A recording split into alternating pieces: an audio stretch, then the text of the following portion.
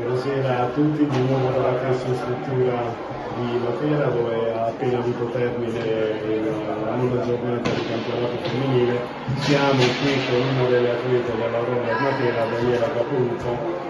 Dico, al di là del risultato, Daniela, questa partita a un certo punto chiaramente ha preso un suo percorso. Tu e le altre ragazze avete dato veramente l'anima, ma le tue impressioni?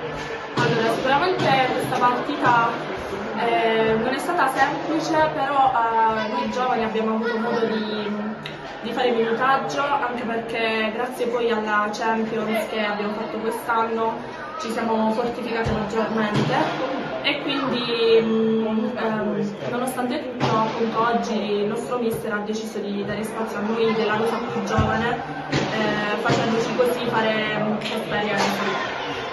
Questo è un fatto positivo anche perché così vi rodate in pista, avevate comunque di fronte atleti diciamo della stessa età, ma poi anche del calibro di Luana Alvarez e via. Quali sono i timori?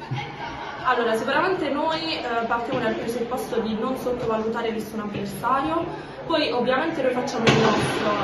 Sicuramente il fatto che ci aiuta tanto è che abbiamo un bel gioco di squadra, quindi penso che l'unione di squadra fuori e dentro la pista che si dovrà creare nel corso del tempo nella nostra società ci aiuti a superare tanti ostacoli, sia quelli un po' più difficili, sia quelli leggermente più complicati, come nel caso della Champions che è stato quest'anno. Noi ringraziamo Daniela Caputo, complimenti per la prestazione e per i risultati. Grazie.